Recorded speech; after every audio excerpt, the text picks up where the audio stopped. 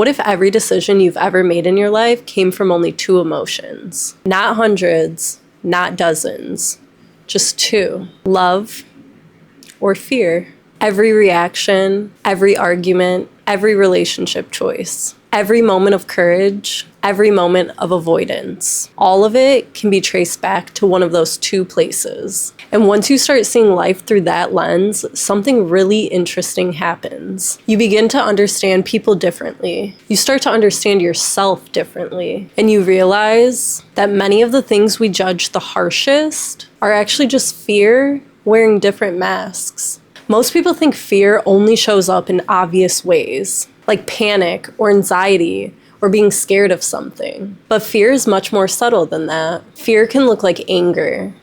Fear can look like control. Fear can look like jealousy. Fear can look like criticism. Fear can even look like perfectionism, because underneath all those things is the same core emotion. I'm not safe. I might lose something. I might not be enough. When someone lashes out in anger, very often it's fear. When someone pushes people away, it's usually fear of being hurt. Once you start recognizing that, it changes the way you see people. Because instead of just seeing behavior, you start seeing the emotion driving the behavior. Love operates completely differently. Love doesn't try to control. Love doesn't try to dominate. Love doesn't need to prove itself. Love is patient.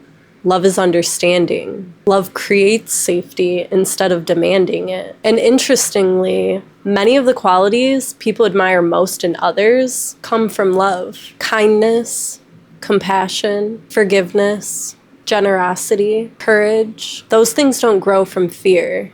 They grow from love. There's a reason one of the most repeated spiritual ideas throughout history is simple. God is love, not fear, not control, love. Which means when we act from love, we're aligning ourselves with something deeper than just emotion. We're aligning ourselves with the very nature of God. Most people think the biggest conflicts in life happen between people, but often the biggest conflict is happening inside of us. The moment when fear says, protect yourself, and love says, stay open. Fear says, shut down. Love says, lean in. Fear says, attack before you get hurt. Love says, choose understanding. That tension is something every human experiences, and it shows up in the smallest moments. Do I react with anger or respond with patience? Do I assume the worst or stay open to understanding? Do I pull away or choose connection? Those moments might seem small,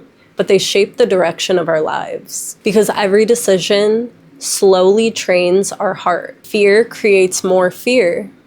Love creates more love. If love is so powerful, why does fear seem to show up so often? Because fear is tied to survival. Human brains are wired to scan for danger. Thousands of years ago, that instinct helped humans stay alive. But in modern life, that same survival instinct can misfire. Our minds start treating emotional discomfort like physical danger. A disagreement feels like a threat. Rejection feels like a threat. Uncertainty feels like a threat. So fear jumps in to protect us. It tells us to defend ourselves, withdraw, control, criticize. But the problem is that those reactions often damage the very thing we're trying to protect. Relationships, trust, connection, peace. Fear promises protection, but it often creates more pain. One of the most powerful shifts that happens when you understand love versus fear is how you see other people. Someone being harsh,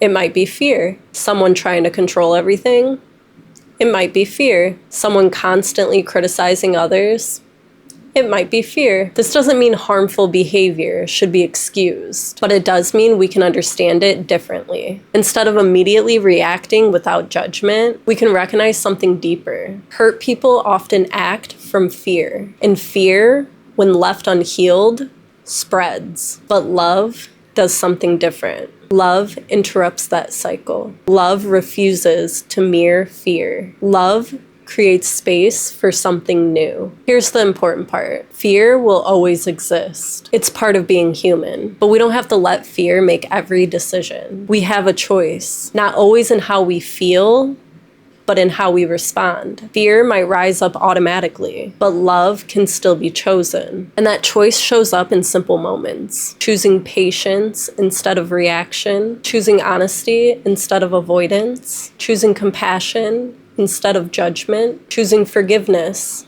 instead of resentment. Those choices might seem small in the moment, but they shape the kind of person we become. If God's nature is love, then every time we act from love, we move closer to that nature. And every time we act from fear, we move further away from it. Not because God is punishing us, but because fear separates us from connection. Fear isolates, fear divides, fear closes hearts. Love does the opposite. Love reconnects, love restores, love heals. That's why so many spiritual teachings ultimately point to the same message. Love God, love people, because love is the foundation. When you start paying attention to this, you begin to see it everywhere. In conversations, in relationships, even in your own thoughts. And slowly, something shifts. Instead of asking, who's right, you start asking, is this coming from love or fear? That question alone can change everything, because fear might be loud, but love is what transforms lives. And the more we choose love, the more we begin to reflect the very thing so many people are searching for. Until next time, take care of your mind, your body, and your spirit, and stay open to what God is doing in your life.